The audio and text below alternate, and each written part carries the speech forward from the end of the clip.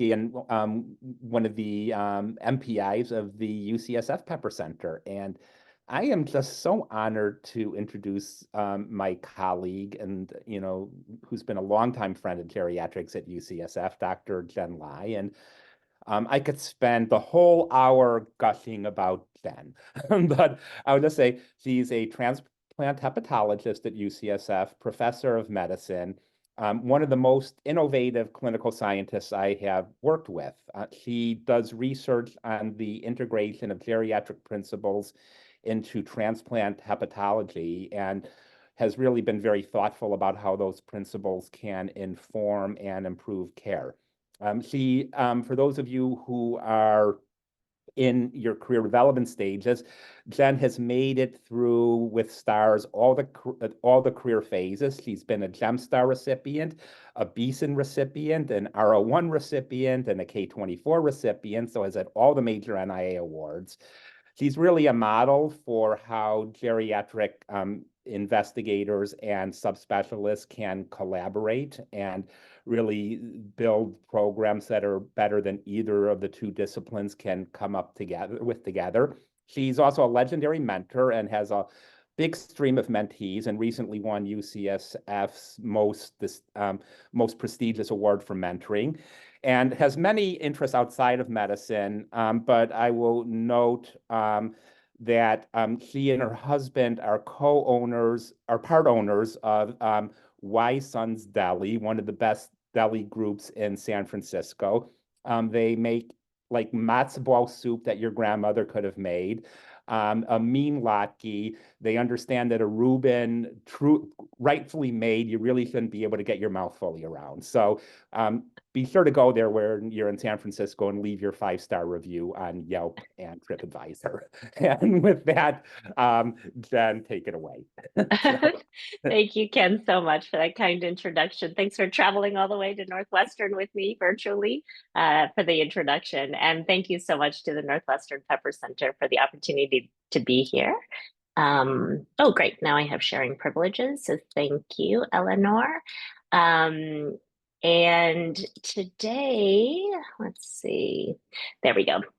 Today, I am so honored to tell you about the story of frailty and cirrhosis, and really my journey in the aging world. I have always said that, just as Ken said, I am a friend to geriatrics. I've always said that although I am a board-certified transplant hepatologist, I am a geriatrician at heart. And so it is just such an honor for me to be speaking to an aging research audience.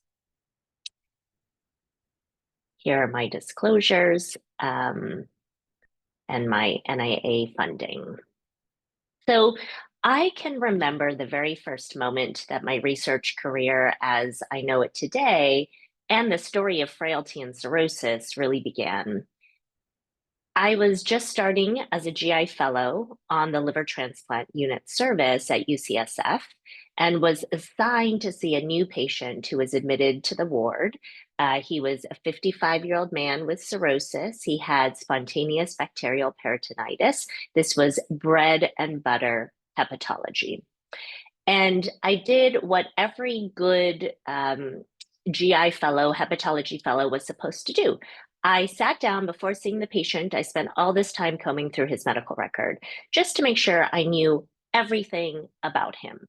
I went through his outpatient visits. I went through his laboratory tests. I went through his radiology reports. I knew very clearly that he needed a liver transplant. And I knew his prognosis because of his MELD score. We have this very specific metric based on laboratory tests that you can glean from the medical record. So I knew his probability of death was very high in the next 90 days. I knew he needed a liver transplant. And then when I walked into his room, I saw a man completely hunched over, totally wasted, wrinkled. And as I was mobilizing, as I was going through the exam, he needed all of this assistance, sitting up so I could auscultate his lungs, trying to get him from the chair to the bed. He needed so much assistance. He was wearing a diaper because he was incontinent.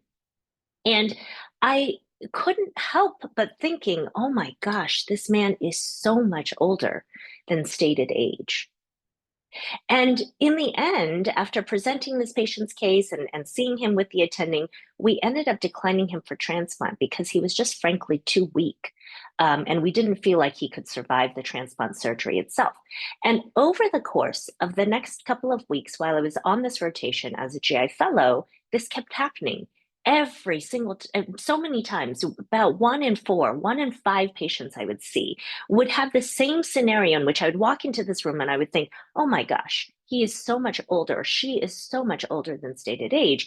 And by the end of this 4-week rotation, I couldn't help but thinking, what is it about cirrhosis that seems to accelerate the aging process in these patients? Well, there's no doubt that there's so much about the failing liver that leads to accelerated aging and the phenotype and all of the syndromes associated with aging. There's encephalopathy, changes their movement and their mobility, it changes their taste, so they don't want to eat. There's obviously the synthetic dysfunction of the liver, so they can't synthesize protein, so they have to eat up their muscle in order to sustain themselves. There is ascites that leads to stomach compression, so they just frankly can't eat and they can't absorb food as well. There's systemic inflammation and the hypermetabolic state from cirrhosis. And this leads to a chronic undernutrition and reduction in physical activity, and ultimately to what hepatologists were calling frail, in this very layperson term, frailty. And this, of course, just cycles back on itself. Once a patient starts getting pre-frail, then they eat, they move less, they eat less, and you guys know this cycle very well. Increasingly in our population in cirrhosis and the general population, as a whole, we're seeing so many other factors outside of the liver itself that are leading to the state of accelerated aging in our transplant patients. And that includes advancing age, morbid obesity, diabetes, insulin resistance. And we're seeing a ton of alcohol these days in our liver patients as well as accepting a lot more patients with earlier and earlier drinking patterns. And so what exactly does this frail state mean to a patient with cirrhosis? Well, everyone knows, and I even knew as a GI fellow, and my attendings knew as a GI fellow, that this state of quote unquote frailty, just the layperson term frailty, obviously leads to an increased risk of death. And we knew it even back 15, 20 years ago when I first saw this patient, that, this patient wasn't going to survive transplant. So we had to decline him. But what really struck me about this case and all the cases that I saw on that rotation was that even though I had done all my due diligence looking at this patient's medical record, learning everything about him through the medical record, nowhere in the patient's medical record did it say that he was frail. And even though we're systematically accustomed to documenting the degree of ascites, the stage of encephalopathy, we have so many tools to measure liver function. Perhaps the greatest driver of the patient's health and well-being and their suitability for liver transplant, which was this sort of fitness for transplant, was entirely absent from the medical record. In fact, essentially the only tool we had at the time to assess frailty in our patients with cirrhosis was this test. So I had to walk into the patient's room, not saying that that's a bad thing, of course, but that there was so much that was missing in the medical record. And the only way was to lay my eyes on the patient. Now, of course, again, the eyeball test is excellent. There are a lot of benefits to it. There's a lot of clinical judgment and just a lot of the art of medicine in the eyeball test. But there are, of course, a lot of limitations. It is subjective. So my eyeball test can be very different from someone else's eyeball test. And try to, imagine trying to go to selection committee meeting, talking to the surgeons and other hepatologists and sort of battling out the eyeball tests of who's fit for transplant and who's not fit for transplant. The eyeball test is oftentimes influenced by unconscious bias. That it leads us to detect frailty too late. So, it's easy when the eyeball test says the patient is wasted, but what happens in those stages before the patient is frankly wasted and cachectic, when they still have a poor prognosis from their frailty, but you can't necessarily see it? It lacks granularity, and so you cannot detect small changes and therefore cannot incorporate it into research and ultimately cannot quantify the impact. And herein lay the unmet need, and therefore the foundation for the start of my team's research program. And that was, can we anchor the eyeball test with objective data on the patient's frailty, but then also capture components that go into the eyeball test with some objective metric that is not otherwise captured in the medical record? Now, I don't need to tell the Pepper Center about frailty. Frailty is hardly a new construct. However, it was relatively new in the field of hepatology 15 years ago when this program started. So the definition that we ended up going with, and one that actually I spent many hours talking to my mentor, Ken Kavinsky, who brought me into this world, the definition that we ended up going with was the FrAILT definition of a distinct biologic syndrome of decreasing physiologic reserve and increasing vulnerability to health stressors. I sort of temperature tested it against the hepatology and surgery audiences. We also tried the accumulation of deficits model, and this one seemed to really resonate with people about when we said a patient was frail, what is it we're trying to capture? If a picture were worth 1,000 words, this is how I would portray frailty. This comes from Jonathan Singer, the frailty guru in lung transplant over here at UCSF, also a mentee of Ken Kavinsky as well. And, again, the Pepper Center Pepper Center audience is, of course, very familiar with this model of frailty, leading our patients with cirrhosis to vulnerabilities from every direction. Not only are our patients more vulnerable to decompensating events sooner than a patient who is not frail, when they recover from that decompensating event, they recover less.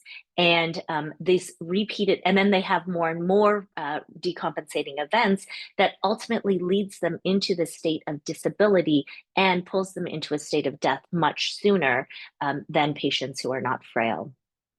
Now, back in maybe 10, 15 years ago, when we were formulating our research program, there had been a number of tools that were starting to make it into the hepatology world.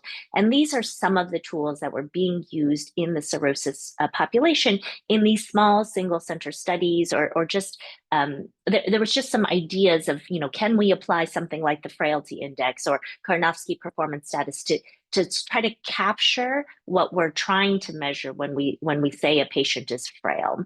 And these included things that maybe don't capture the pure frail construct in geriatrics, things like disability, things like performance status, things like lower extremity function, but they were all tools that were of potential interest in the hepatology and transplant communities. And so with this battery of tools, we formed the Frailty Study, stands for Functional Assessment in Liver Transplantation. And we enrolled patients with cirrhosis awaiting liver transplantation in the ambulatory setting. And we administered a battery of objective assessments of frailty, physical function, and disability on patients that were, when we used standard geriatric instruments. We used the FrAILT, we used activities of daily living. We use things like the short physical performance battery, things like the 6-minute walk test. And then we also have been following patients longitudinally before and after liver transplant. Before I get too much into the data, I just want to acknowledge the incredible work of the team. This would not be possible without my team of study coordinators, postdocs, biostatisticians, and a very strong thank you to Ken Kavinsky, my primary mentor. So with these data, what we found is that cirrhosis is a state of accelerated physiologic aging. This is our very first study from the Frailty study published in 2014. And what we found was that patients with cirrhosis had at that time a median age of 57 years. It's actually in the last decade creeped up to about 60. But we found that in our cohort, 1 in 5 patients were physically frail by the freed frailty phenotype, 40% were functionally impaired by the SPPB, and 1 in 3 had difficulty with at least one basic activity of daily living. And when we compared this to the original freed frailty study, we actually found that our patients with cirrhosis had the same rates of frailty and functional impairment and disability as 85-year-old community dwelling adults. So in fact, patients with cirrhosis are phenotypically 30 years older than their chronologic age. Our next step was then to take all of these metrics. We took the individual components. We also explored the metrics as the composite measures, and we put them into a statistical blender to see, can we actually achieve what we wanted to achieve, which was to develop this objective metric specifically for patients with cirrhosis to ultimately help anchor the eyeball test and help prognosticate in our patient population. And out came the Liver Frailty Index. The Liver Frailty Index consists of grip strength, chair stands, and balance testing. We wanted this test to be completely objective and performance-based because we knew that clinicians were going to be using this for transplant decision-making. And I have to admit, I tried very hard to take grip out of it because it required equipment. And I knew that the addition of the hand dynamometer was really going to hold centers back from adopting it. But there's nothing stronger than grip, figuratively and literally in terms of prognostication. So grip strength has stayed in the Liver Frailty Index and will continue to stay. But this index takes on average 90 seconds to complete in the outpatient clinic setting. A study that we put out quite rapidly after the Liver Frailty Index was the distribution, because I needed the community to get a sense of what does this score look like. It was a continuous score, so that, again, we were trying to solve a lot of the limitations of the eyeball test. And one of the limitations was that it wasn't granular enough, and it didn't detect frailty early enough, and also it didn't change, right? You were either frail or not frail. It was binary, and so I wanted this index where you could be not frail. You could be 3.3. You can then go to 3.5 and kind of change in very subtle ways. And so we did put out this index where we showed that there is this normal distribution, but then for clinical purposes, we also put out another study pretty quickly that demonstrated, well, if you really do want a frail versus not frail, just for clinical ease, you can use the number of 4.4 to predict mortality. We showed that the addition of frailty as a factor to MELD sodium, which is our major prognostic metric in cirrhosis patients based on blood tests, we demonstrated that frailty can improve mortality risk stratification above and beyond the MELD score alone. So here are two predicted probability of survival curves in 2 sample patients, one with a MELD score of 14. This is a standard outpatient MELD score patient, and then a MELD score of 23, also an ambulatory patient, but this patient with a MELD of 23 is much more vulnerable to death. In fact, this patient with a MELD of 23 has about a 40% predicted risk of death in the next 90 days based on a MELD of 23 alone. And you can see that when we further stratified patients by their frailty index, whether they were robust or frail, you can see how beautifully that the LFI helps to further risk stratify these patients. But then when we put them to overlay these graphs, something very interesting happened. And we found that a patient with the higher MELD score, the one who was going to die in the next 90 days or had a 40% risk of death in the next 90 days, but who was robust, actually had the same predicted probability of survival as someone who with a much lower MELD score, but who is frail. And so with this study, we were able to quantify the impact of frailty for the hepatology and transplant communities and say, hey, look, when someone is frail, it's like adding 9 MELD sodium points of mortality risk to the patient's risk of death when they have cirrhosis. So even though the patient has a low-ish MELD score, if they're frail, we have to really activate our transplant system to get these patients on alert and to let them know that they actually have a pretty high risk of death, despite their low MELD score. We have had the great fortune of working with a number of centers in the United States to form the multi-center frailty study. And I'm extremely grateful to the Northwestern team and would like to acknowledge the Northwestern team, Dr. Ganger, Dr. Ladner, and Dr. Duarte Rojo, who are the MPIs for the Northwestern site, who are running the frailty study over there. And with these multi-center data, we've been able to develop or able to put out a lot of data, not just validating the liver frailty index, but also having the power to do a lot of subgroup analyses. What we have found is that even if we segment cirrhosis patients in many different ways, LFI still is strongly associated with death, even independent of traditional predictors of mortality risk. So one major predictor of death in patients with cirrhosis is the presence of portal hypertensive complications of ascites and encephalopathy. And even in patients with ascites and encephalopathy, LFI will predict risk of death above and beyond those factors.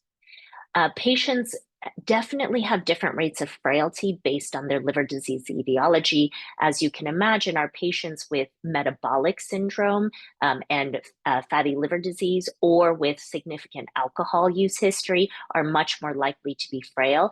But regardless of that, the LFI helps to predict mortality in patients despite their disease etiology.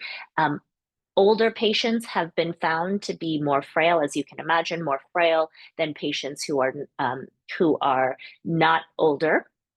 However, even in patients who are older but who are robust, those patients actually have about the same predicted probability of survival as a younger patient who is frail.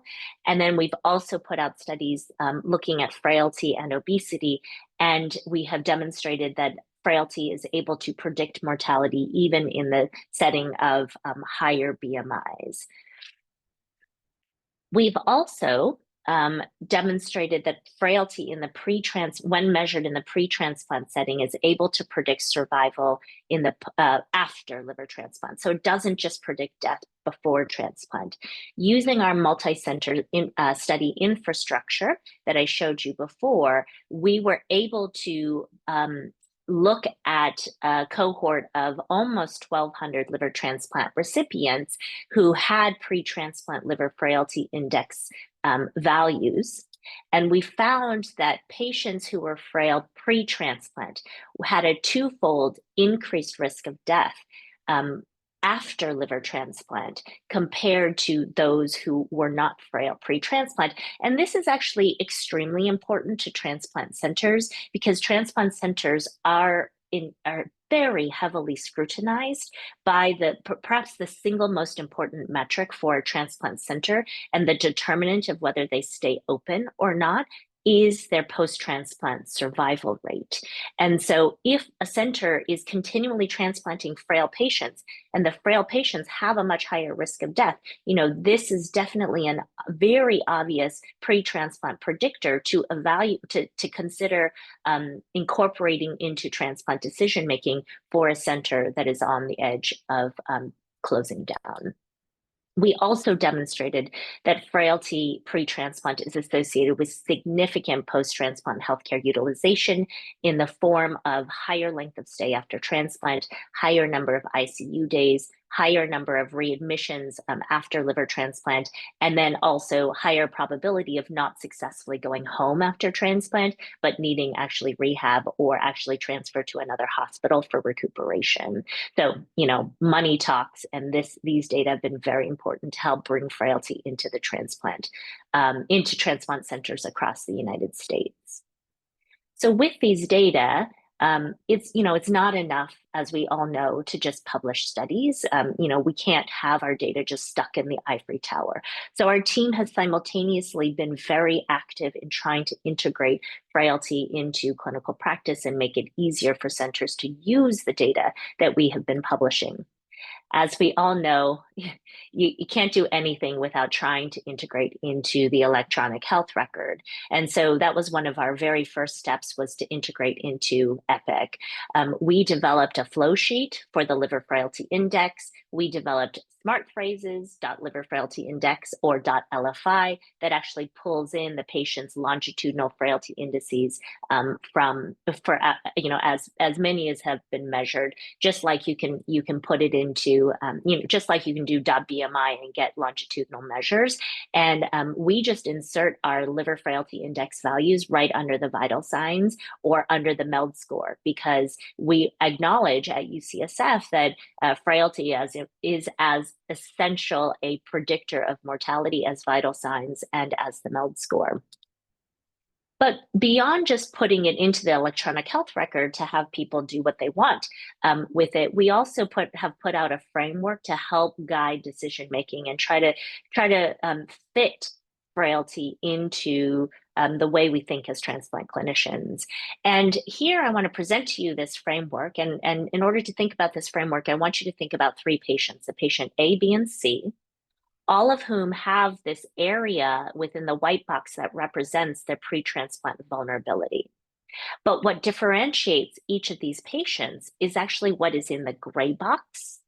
And the gray box is what I call the transplant non-responsive factors. So these are the factors that are not going to improve with transplant. Whereas the stuff in the white box, the transplant responsive stuff, that's the stuff we know goes away instantly with a new transplant, with a new liver. That's the jaundice, the coagulopathy, the ascites, the encephalopathy. All of that disappears within hours practically of getting a liver transplant. Whereas things like older age, diabetes, hypertension, those are the things that are transplant non-responsive, because those are not going to get better with a liver transplant. And in fact, oftentimes worsen in the setting of a liver transplant.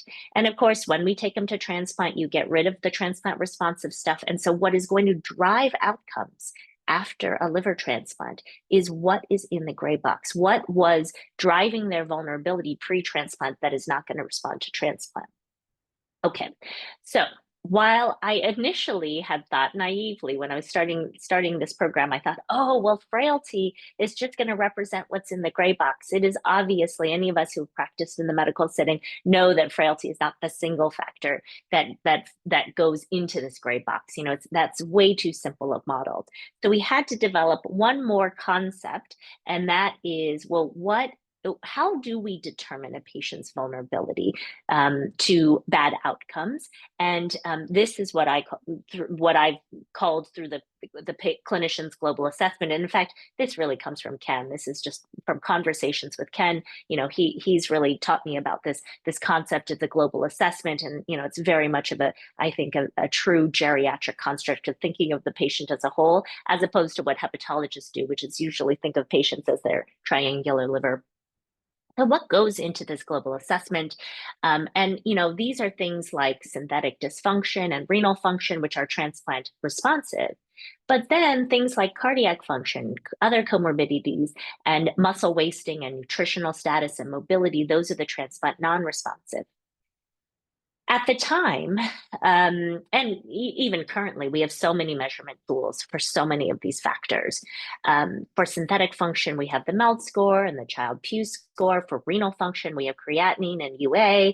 Cardiac function, we got vital signs and echo. We do colonoscopies, PFTs, we measure diabetes. But then up until very recently, for this major factor that went into the global assessment, all we had was the eyeball test. And you can see exactly, this is what happened with my initial patient that I saw. I had all of these tests up here. I had all these tests available in the medical record, but I really didn't know anything about the patient until I laid eyes on him. And so, can we help anchor this clinician's global assessment by replacing it with an objective metric, such as the Liver Frailty Index? And so we can take this clinician's global assessment and bring it back to our framework for transplant decision making.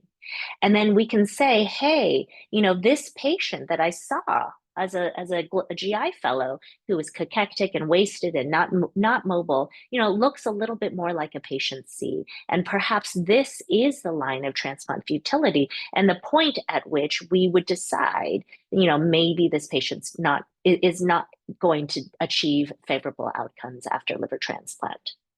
Now, the use of the LFI in this global assessment has really helped to reduce some of the subjectivity and help centers provide a few more algorithms and protocols around more systematic transplant decision making, such that some of our unconscious bias and subjectivity doesn't creep in. But sometimes it's not enough. And what has happened, actually, I've noticed, is that sometimes transplant centers go the opposite way. And it's happened at our center as well, where there is a patient who is frail, and that's the only factor they have is frailty. But they otherwise have mitigating factors. Maybe they're young, maybe they have great social support. Maybe they're super motivated, but all they have are frailty. And in selection committee, when you're arguing about a patient and trying to advocate for them to go to transplant, sometimes people are so stuck on this one frailty factor that we lose the forest through the trees. And so what I've had to do in more recent times, and our team has been working on, is how do we go back from focusing on frailty as the sole factor and really incorporating it as one of many factors. So, are there ways to put some rules around this art of synthesizing all of the factors that go into the global assessment? So this is our most recent project that I hope we'll be submitting pretty soon, but we'll be presenting at the liver meeting in November. And we have developed a liver transplant comorbidity index. And of all the factors that we're collecting in our database, we put them in a statistical blender. This is what our team does. We love to develop indices. And so we put them in statistical blender, looked at a bunch of permutations of all of the factors. We're looking at age, we're looking at gender, we're looking at every single lab test. We're looking at etiology of liver disease. We've got everything in there. And it was these 5 factors that popped up: coronary artery disease, frailty, the presence of hepatocellular carcinoma, creatinine. Actually, you'll note that it's not that high of a creatinine, but creatinine of 1.0 or needing to be on dialysis, and then the presence of diabetes. And when we summed this up, we then were able to develop cut points and categorize patients into low risk, moderate risk, and high risk. And you will note that frailty is worth 5 points. But if all you have is frailty and you have none of these other factors, the patient will be a low risk patient. And so if centers were to adopt this sort of metric and algorithm into decision making, this would sort of get away from the idea of being able to decline a patient for transplant based on frailty as a solo factor. It really is frailty in the context of other factors that makes a patient high risk. So a frail patient who has coronary artery disease, that is a high risk patient. And that patient will achieve not as good outcomes. A center that's transplanting at 80% at 3 years and 71% at 5 years is definitely vulnerable to getting shut down. So this is our latest project that we're hoping can then fit into the transplant decision-making framework. Can we anchor this framework using this liver transplant comorbidity index that includes frailty as one of the factors? Moving on to interventions. One of the considerations of frailty, so one of the reasons I love frailty is that it's not just a predictor of mortality, but it's actually something that we can potentially target. And one of the major questions that people have been asking, well, isn't liver transplant itself a intervention for frailty? And we've seen it all the time. Patients go from being bedridden, and then they after a brand new liver, they do very well. So I want to show you some data from just from UCSF alone, where we followed the trajectories of frailty from before to after transplant. Before transplant, patients had a median liver frailty index of 3.7. After transplant, they're at 3 months after transplant. So, patients are in the hospital maybe 7 to 10 days. So this is 3 months. They've been home for at least 2.5 months on average. But despite being home for 2.5 months, they actually got worse. So a 3 point, the higher the liver frailty index, the more frail the patient is. They actually got worse despite having all 2.5 months to recover.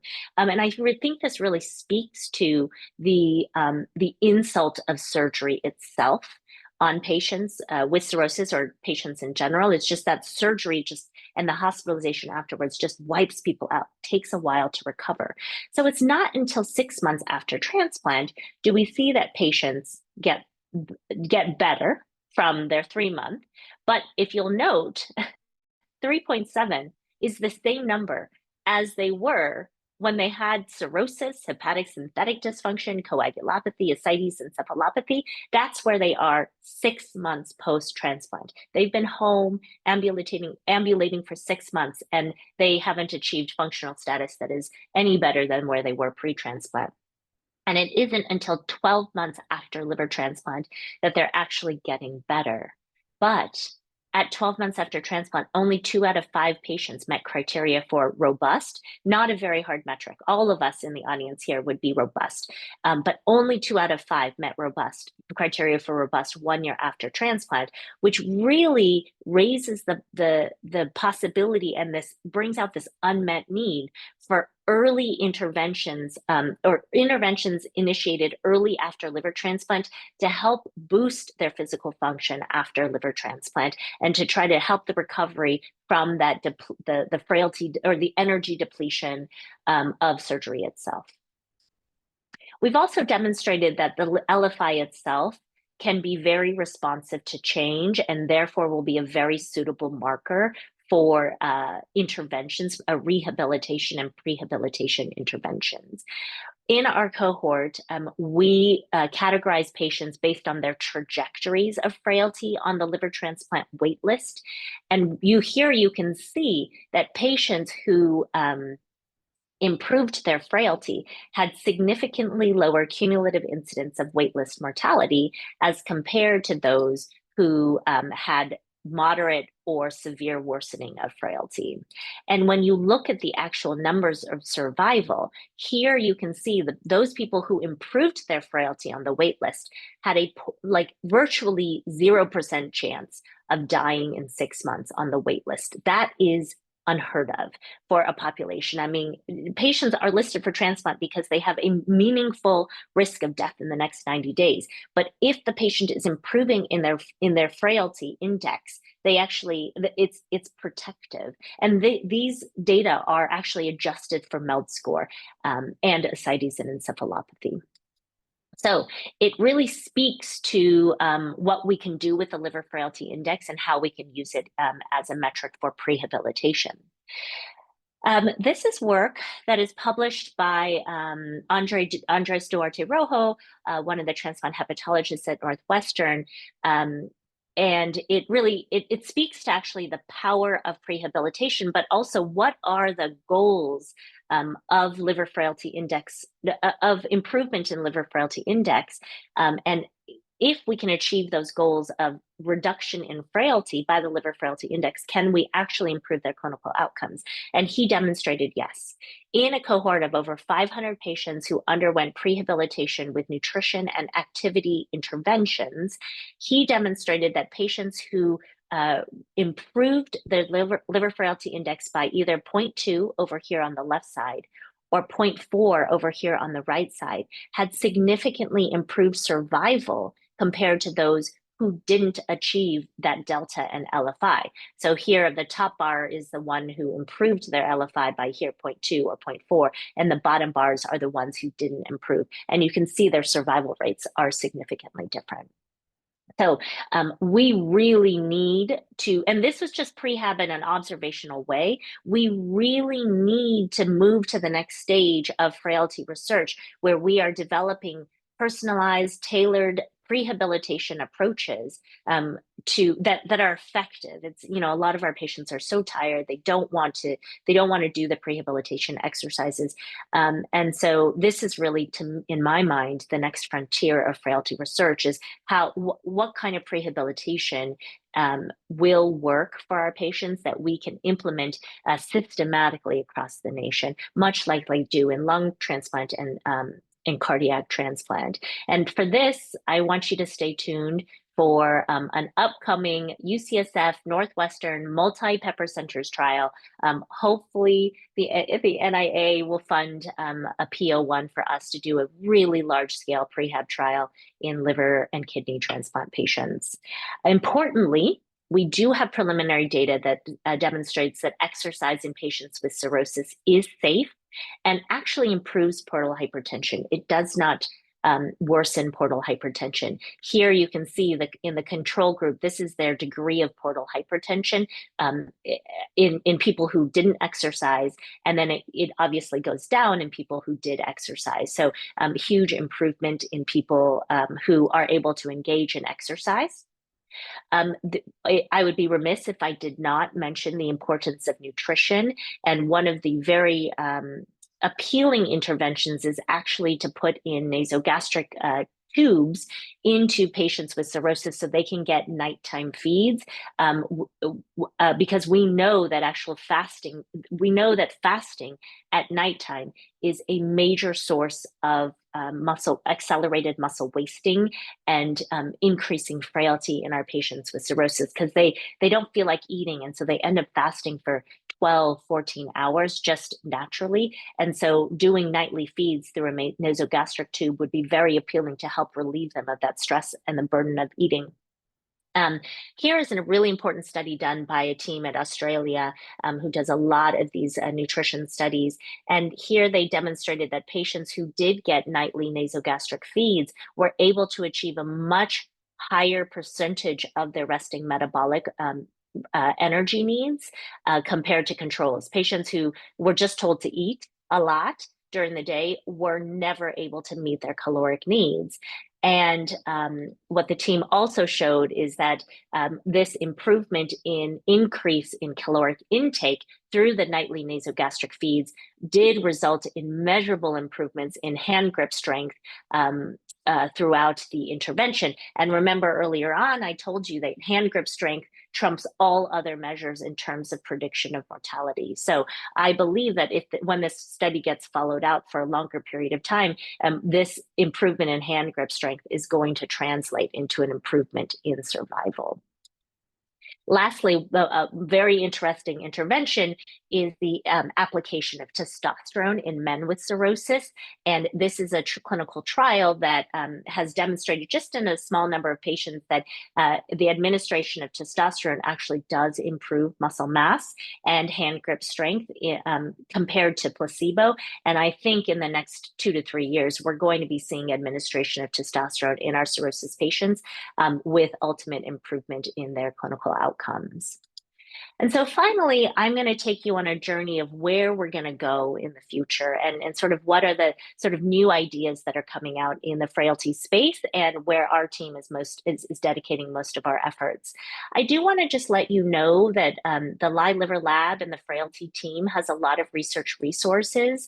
This includes a very large patient-facing cohort that you heard about, a large team of coordinators that goes in the outpatient setting and the inpatient setting, a very large biobank. We have blood stored, DNA stored, RNA, urine, serum, and plasma, of course. And then we also have liver tissue, subcutaneous fat, visceral fat. Not very many people can get visceral fat, but we can get it at the time of transplant. And we have muscle stored.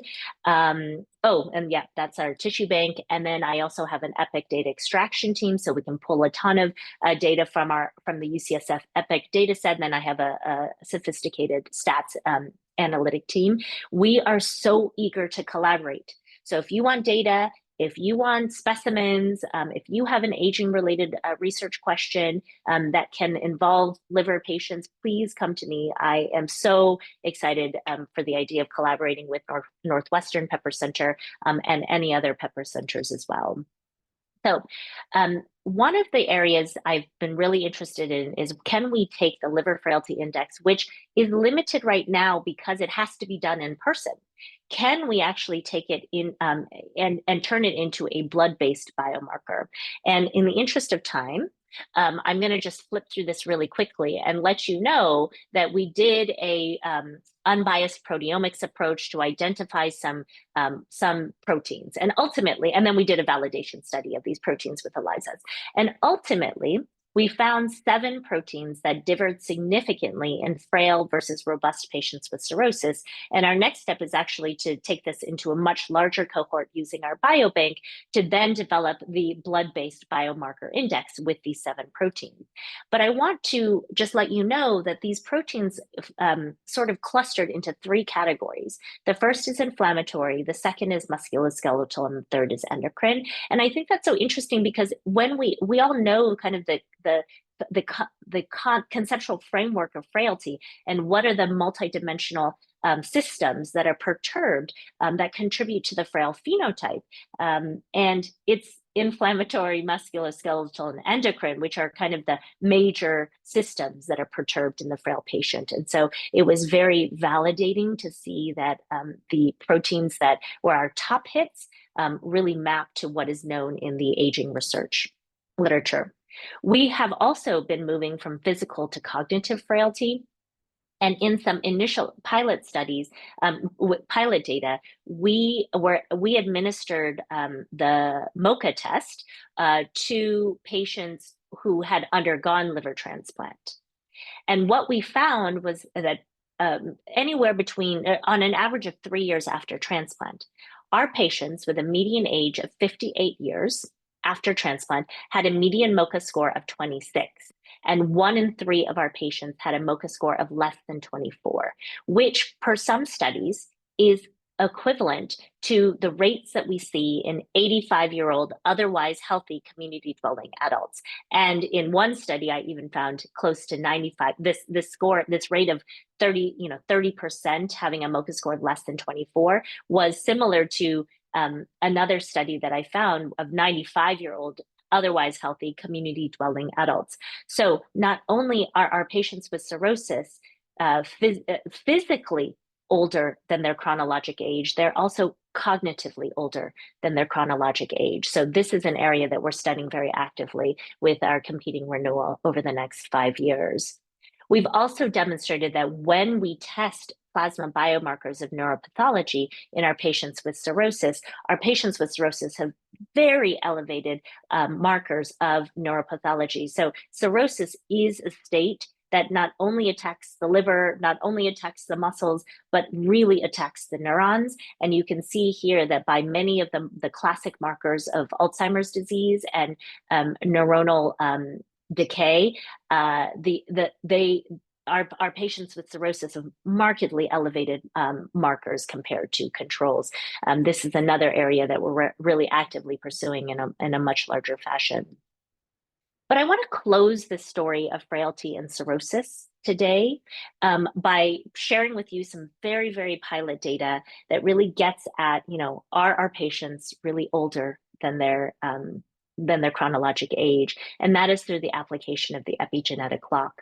So in collaboration with John Newman, my fellow Beeson scholar, over at the Buck Institute and at UCSF, we took a very small cohort of 7 frail and 5 robust patients with cirrhosis, and we did genome-wide DNA methylation using this Illumina methylation epic array, and we calculated each patient's biologic age by their epigenetic clock using the PhenoAge program, and we assigned every patient this age acceleration score. So how much was their epigenetic clock older than their chronologic clock?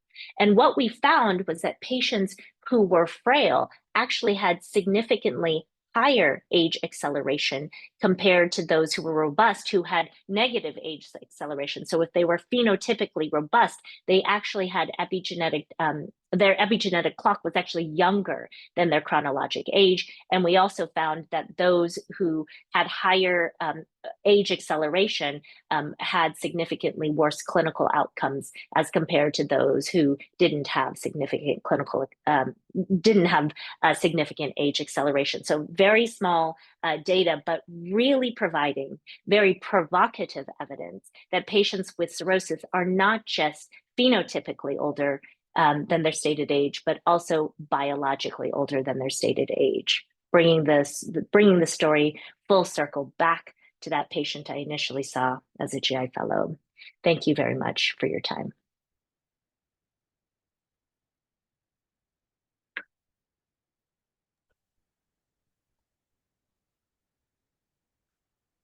Thank you so much, Dr. Lai. We're just gonna open up the chat real quick. And actually, while people are putting things in the chat, Jeff Linder, native San Franciscan here, so Ken Kavinsky and I switched places. But one of the co-directors of our Northwestern Pepper Center, dear God, this is great work. Thank you. You know, so I am a general internist, and I'm particularly interested in sort of the prehab point of your research, you know, for any number of conditions. So people headed towards coronary procedures, you know, as you say, liver procedures. I guess worth noting, like I'm on the inpatient teaching service right now. We have a woman who, she's doing great. She's very robust and, you know, got her liver 15 years ago, is doing great. But I want to go all the way back and ask you, because in primary care, we're trying to do something that's scalable. And even the idea of like finding, as you said, like finding a dynamometer is like, you know, it doesn't give me chest pain, but I mean, get it. I totally get it. And were there any patient-reported outcomes that had any potential in, you know, way back when you were sort of first coming up with what you wound up to be like a very tight, very impressive functional status assessment, right? Yeah. We are working on developing the Telefy, so that it was during COVID, I was forced to go telehealth. So it was the tele liver frailty index. And so we administered a bunch of patient reported metrics, and the one that we have a paper, actually, we did put together a composite index, but I will just tell you, between you and me, the Duke Activity Status Index is pretty good. Mm-hmm. It's pretty good. Now, it's still a bunch of questions, right? But you can tailor them.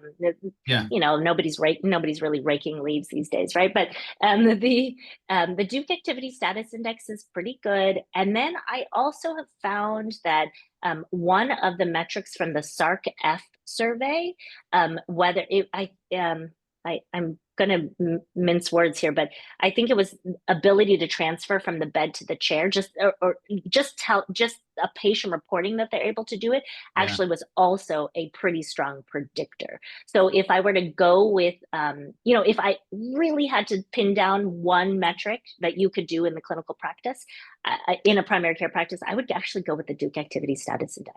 Okay, that's interesting. I mean, we at Northwestern, because of Dave Sella, and we have a whole department, we sort of, I wouldn't say we suffer from, but we are definitely the cult of the promise measures here at Northwestern. So yes.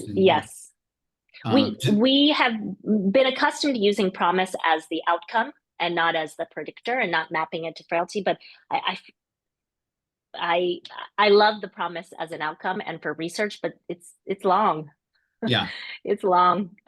So, you know, I would be very interested in it. Probably in future iterations, we can map maybe certain questions. I know where I'm not supposed to break them up, but I think for clinical practice, for clinical ease, we've got to be able to pull out individual questions that are probably the most predictive of all of them.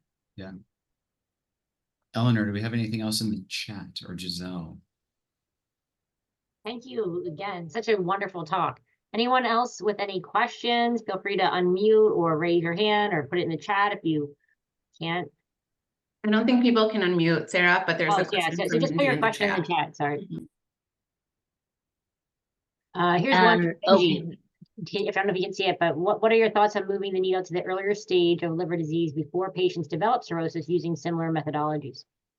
Oh yeah, I mean it'll work, but you guys know better than I do that it's going to work. I mean, the liver frailty index is hardly novel, right? It's grip, strength, chair stands, and balance. It was the aging research community that developed these tests. So there's no doubt that the liver frailty index or any of these metrics are going to work in the a patient with chronic liver disease without cirrhosis. We just haven't done it. We haven't done that study. But what I think is very interesting is that the vast majority of our patients these days are patients with metabolic dysfunction. They're 70-year-olds with metabolic comorbidities. So they look like a geriatric, basically they're a geriatric patient with hypertension, diabetes, and mild elevated liver tests. So I actually think they're going to get more, something like the liver frailty index or even the SPPB is going to become even more useful and more predictive as we move to earlier stages of liver disease. There's another question in the chat from Daniel Rubin. Have you looked at data from wearables as a telehealth type assessment?